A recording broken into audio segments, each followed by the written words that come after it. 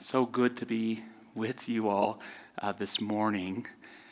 When I was 22 years old in 2003, I entered my ministerial studies in Los Angeles, California, at the Agape International Center for Truth, led by the great Dr. Michael Beckwith, whom many of us know here.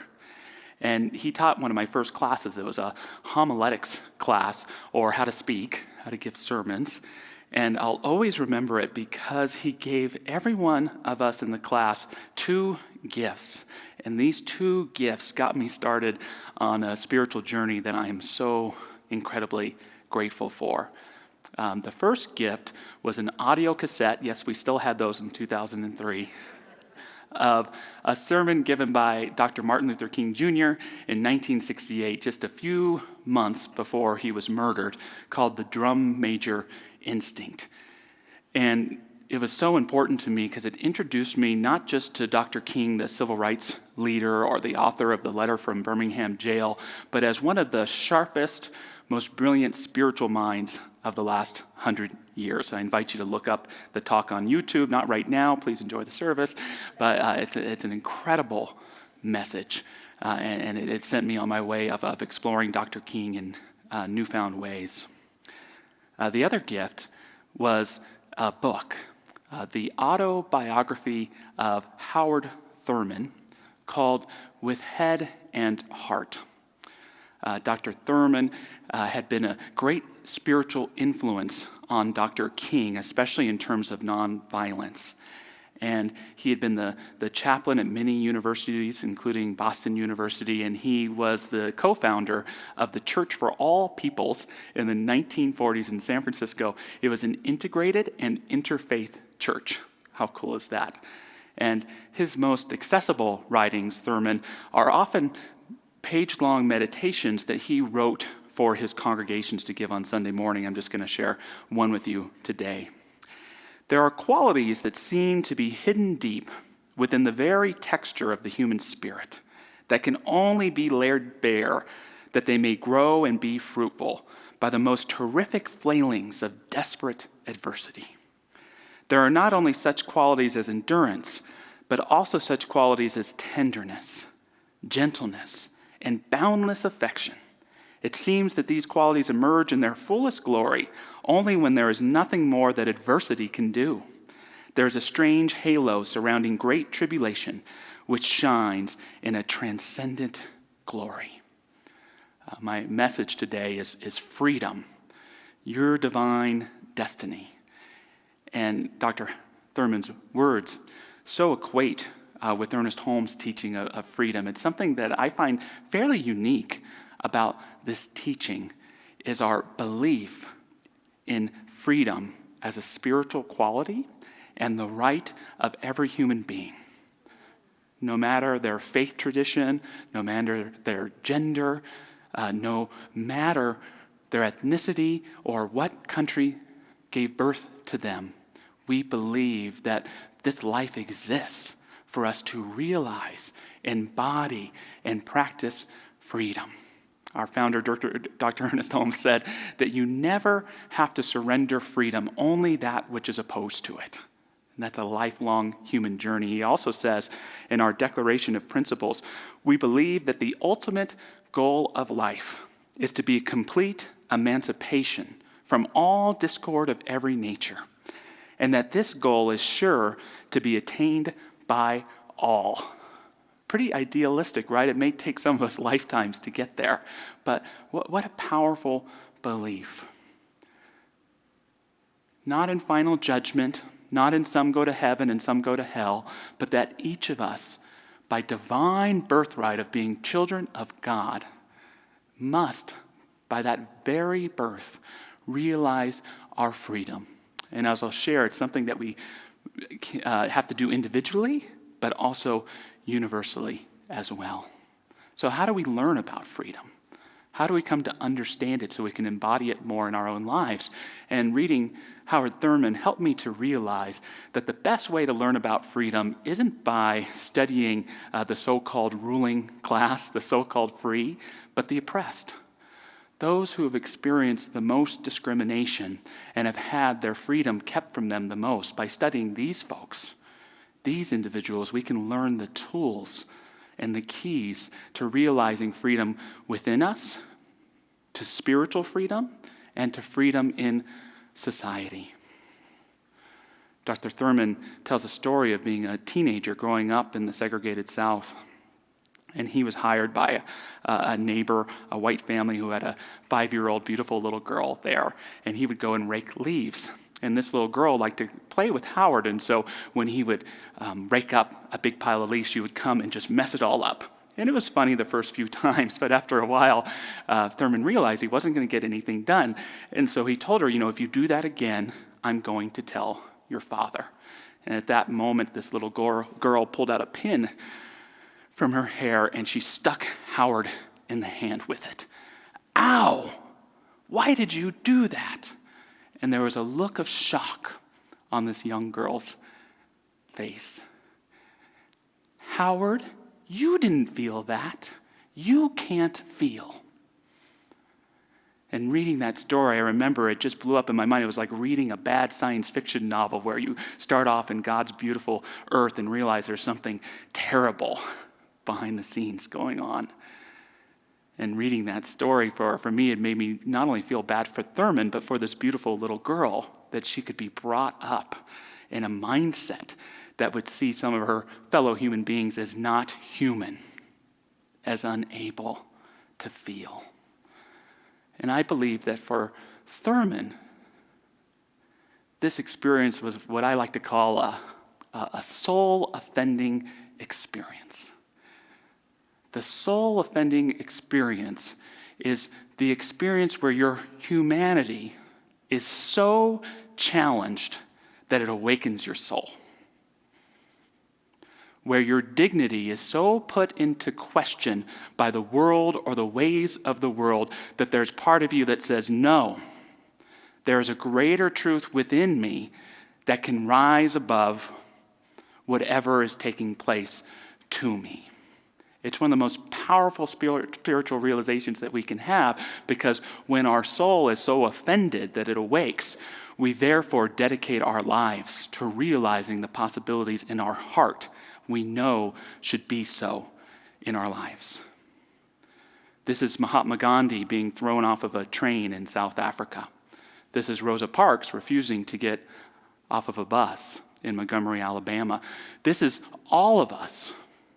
This is each and every one of us. Perhaps you've had a soul-offending experience where your dignity has been put into question, where your humanity was pressed down so that someone could lift their sense of righteousness up, where our soul says no. And we do the work of realizing spiritual freedom. Even when it may not exist around us, we realize that there is something within us.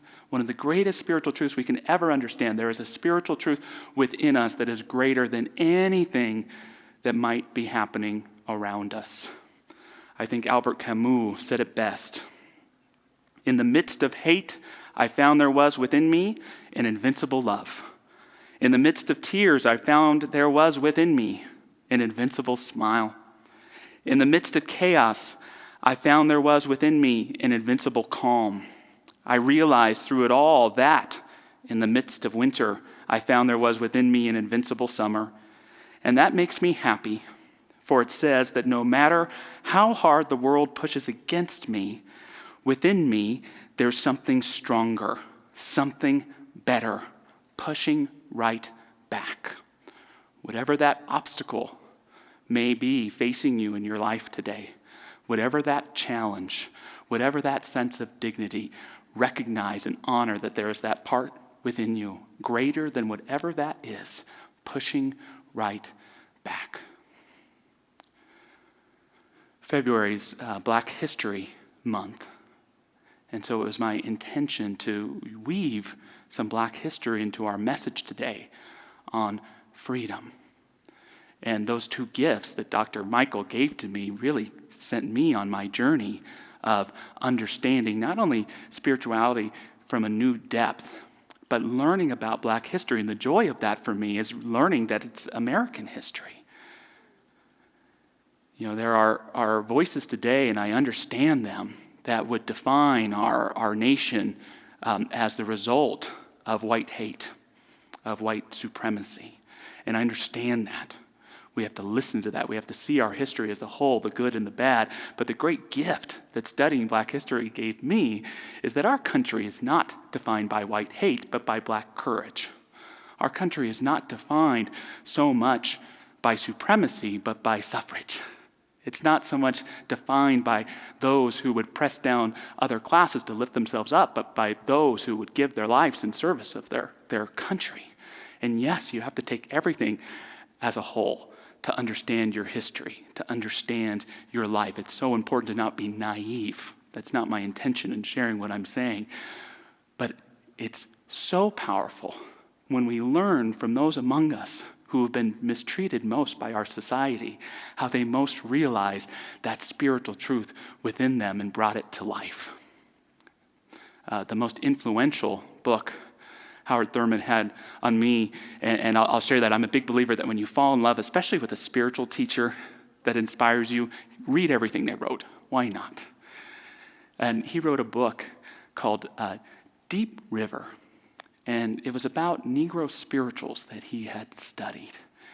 And it was so awakening for me because it helped me to realize that even though there were countless groups of people brought here into enslavement from Africa, that they still contributed to this country a spiritual depth and wisdom and heart that may never be surpassed. What a weird dichotomy that is.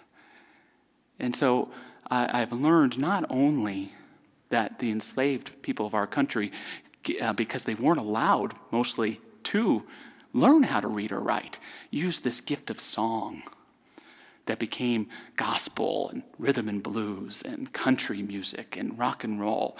This group of folks took a Christianity that was mainly used to enforce rules in the community and made it about love, made it about understanding. So reformed Christianity.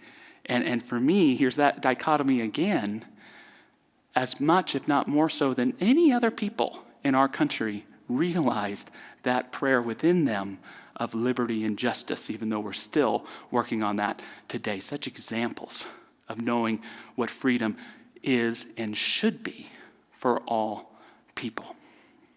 There are many folk tales shared during enslavement, and it's unfortunate, to be honest, because many of them were lost, or many of them were taken down by white folks and sometimes not always trusted. But one of my favorite folk tales that comes from African Americans during the time of slavery is this. It's a spiritual idea that all God's children have wings. All God's children have wings. And so you'd hear these folk tales, and they sound simple on the surface, but they have great spiritual depth. One goes like this, and part of the mythology was that it was believed that back in Africa, the people there used to have wings, but somewhere along the way forgot they had them. So keep that in mind as we read. And they all remembered what they had forgotten and recalled the power that had once been theirs. Then they all stood up together, and they all leaped up into the air with a great shout, and in a moment were gone, flying like a flock of crows over the field, over the fence, and over the top of the wood. The men were clapping their hands, and the women went singing. The master, the overseer, the driver looked after them as they flew, beyond the wood, beyond the river, miles on miles, until they passed beyond the last rim of the world and disappeared in the sky like a handful of leaves. They were never seen again. What does that mean for all of us to remember that ability to transcend whatever challenge, whatever suffering may be before us, by remembering those spiritual wings within us and learning to fly, even if things don't work out our way? Howard Thurman got to go to India and meet Gandhi. He was a part of a Black Christian delegation that got to go there, and they were excited to welcome this delegation because India, in its own way, had its caste system going as well. And so Thurman got to meet Gandhi, and there was at one point where an Indian gentleman pulled him aside and asked him a sensitive but I think important and valid question. He said, I'm most interested in how Black Americans chose to take on the religion of the people who oppressed them. Why was that? And Thurman had a good technical answer for him. The truth is that many of the African Americans took on Christianity, but it wasn't the same Christianity as their masters. Early Black Americans were able to see in the story of the Jews an enslaved people who through their songs and through faith in God overcame their challenges. They were able to see in Jesus an unconditionally loving figure who was in his own way able to grow wings and fly above the suffering that was his fate to experience. And so they emphasize different things in this powerful way. And what he didn't share with the man, which was a guiding story for Thurman's life, is his grandmother had been enslaved. And she would share that from time to time there would be a preacher that would be allowed to speak to the enslaved that lived there, and they would give a very proper talk because they'd be being watched. But every once in a while, a pastor would pull a group of people together and say, here's the truth. You are a child of God, and God loves you just as you are. And that's what converted her. She would say she always refused to read the letters of Paul because that's what was used to try and keep her in her place. But these other books inspired her in an incredible way. And that's another key for all of us of claiming our divine destiny of freedom, is to know that God loves us, to know that there's an unconditionally loving presence always available to us if we can accept it, if we can embody it. And when we do accept it and embody it, the empowerment that gives us to stand in our truth, even transforming those limited truths that we've been asked to stick to, is incredible. I couldn't help but in first hearing that story of being reminded of the spiritual transformation story over 100 years later of Maya Angelou, who, living a very rough life, found herself in a group with her mentor, Frederick Wilkerson, in a room full of white people, and they were reading a New Thought book called Lessons in Truth by Emily Cady. And one of the chapters ended with the words, God loves me. And Mr. Wilkerson asked Maya to read it again. And she did. God loves me. Read it again. God loves me. And if you read her memoirs, you'll understand why she felt this way, but she thought that she might be being made fun of in this group of white folk that were around her. It made her uncomfortable. But eventually she kept saying it, and in that moment, in that repetition, began to embody it and believe it is true. She shares, I suddenly began to cry at the gravity and grandeur of it all. I knew that if God loved me, then I could do wonderful things. I could try great things, learn anything, achieve anything. For what could stand against me, since one person with God constitutes the majority? What does it mean for you to know that there is an infinite presence of love that's always there? What does it mean for you to know that God loves you? What does it mean to know that you are one with that majority that would never desacralize that most holy truth of who you are? And for many of us, we need to ask ourselves that question because we haven't fully accepted that love into our heart. We haven't fully embraced that love into our life to know what does it mean to live in relationship with something infinite. What does it mean to live in alignment with unconditional love? Find out what it means. Find out what it means for you.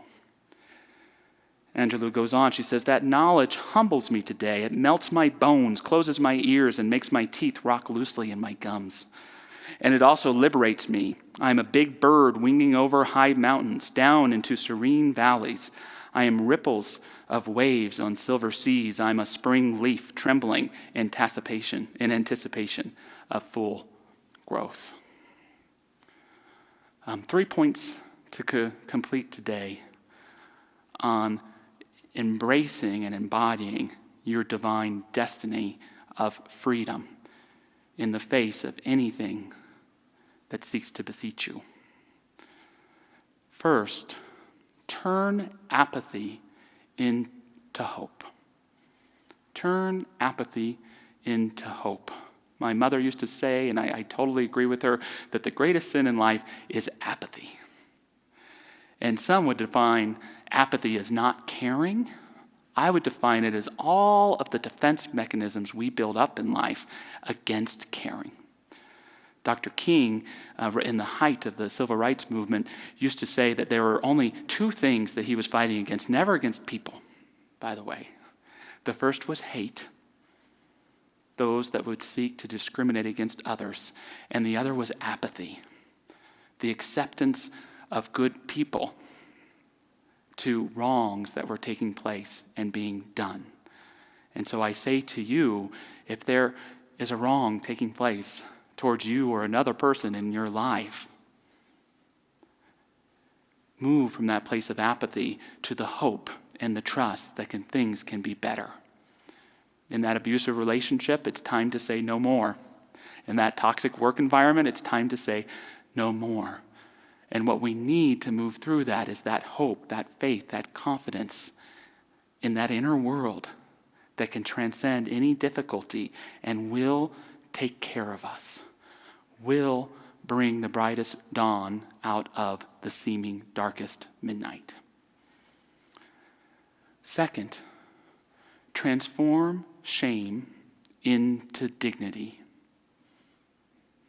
All of the great people who have experienced great oppression help us to learn to turn shame into dignity. Maybe it's part of the human condition, and I would be willing to wager that there's not a person watching this service today who has not experienced oppression or discrimination in some way. We could have a big argument about whose suffering is worse here or there, but that doesn't help. You know, we all have probably had an experience of feeling dehumanized and dejected. And this human condition is that tendency for us to somehow, even though logically we know it's not the case, to blame ourselves, to hold shame for what we experienced. And we can be so offended. We can know that it was unacceptable and carry grief. But part of the healing process and moving back to freedom, our divine destiny, is transforming any shame into greater dignity, loving ourselves as we were when it happened, and loving ourselves now, calling ourselves back from any past experience that may be haunting us, that may cause us to feel like our spirit has been kidnapped by the past, that calls it forth so that we can live whole, knowing I am beautiful, I am worthy, I am a child of God. Will you say that with me? I am beautiful, I am worthy, I am a child of God. Lastly, turn history into legacy. Turn your history into legacy. We all have a story, and we all have a story about what that story means. That's where legacy comes in. History can never tell the whole story, because legacy is the fruit of history. And our legacy as present beings with the gift of life today is to make even the saddest story, even the greatest challenge, to bring forth healing and love and helping others and greater unity for all of us about. It's not always easy to do, but it's up to us. And that's one of the sad facts about freedom, is when we look back in history and look back at our lives and see people that never got to realize it the way they should have. People that were born enslaved and died enslaved. Parents or grandparents who sacrificed immensely so that we could go to school or have more than they did. Mothers and grandmothers who could never have positions in work that we could have today. People who gave their lives in service to our country so that we could live in greater freedom. It's up to us to remember their history, but to realize it in our own legacy. And this is where we truly find out that freedom isn't just individual, it's universal. It's up to all of us. And I just wanted to close with an example of that from Thurman, one of my favorite readings, and it's a little long, which is a ministerial sin, but just bear with me and take in this powerful experience he had of returning to Africa, the place where his ancestors had been from, a place where he was taught when he was young was an ugly or a bad place, getting to return to where his roots were founded. He saw the shores of Africa, and he wrote the following in his journal. From my cabin window, I look out on the full moon and the ghost of my forefathers rise and fall with the undulating waves. Across these same waters, how many years ago they came. What were the inchoate mutterings locked tight within the circle of their hearts? In the deep, heavy darkness of the foul-smelling hull of the ship, where they could not see the sky, nor hear the night noises, or feel the warm compassion of the tribe, they held their breath against the agony. How does the human spirit accommodate itself to desolation? How did they? What tools of the Spirit were in their hands which to cut a path through the wilderness of their despair? If only death had come, being ushered into life by a terrible paroxysm of pain, all the assurance of the way of the tribe would have carried the Spirit home on the wings of the precious ceremony and holy ritual. But this, nothing anywhere in all the myths and all the stories and all the ancient memory of the race had given hints of this torturous convulsion. There were no gods to hear, no magic spell of witch doctor to summon. Even one's companion in chains muttered his quivering misery in a tongue unknown and a sound unfamiliar. Oh, my fathers, what was it like to be stripped of all supports of life, save the beating of the heart and the ebb and flow of fetid air in the lungs? In a strange moment when you suddenly caught your breath, did some invitation from the future give to your spirit a wink of promise? In the darkness, did you hear the silent feet of your children beating a melody of freedom to words which you would never know, in a land which your bones would be warmed again in the depths of the cold earth in which you would sleep, unknown, unrealized, and alone? So, with the closing prayer today, I invite us to become aware of not only our individual history, but the history of this human race, its great achievements and its great failures, and that divine opportunity available for each of us right here and right now to not only be the individual, beautiful, precious beings that we are, but to also be a microcosm of that macrocosm of the human race. To never forget the sins of our past, yet to step boldly into the future, knowing and understanding them so we do not repeat them towards others or towards ourselves. This is a beautiful, sacred world that we live in. How blessed am I to know this truth? How blessed is each of us who chooses to embody and embrace this truth today, to embrace our divine freedom, our divine destiny, and bring along with it that sacred responsibility to care for one another, to help uplift those who feel broken, to help know and hold a higher truth so that all of us may live in a freedom that perhaps is even more than we can imagine today. Living in wholeness, living in love, living in forgiveness, living in learning, living in understanding. May anything that is blocking our way fade away in the midst of that divine light. And may we move forward step by step in healing, in clarity, and in that unconditioned joy born in our souls. Let it awaken in us today. And so it is.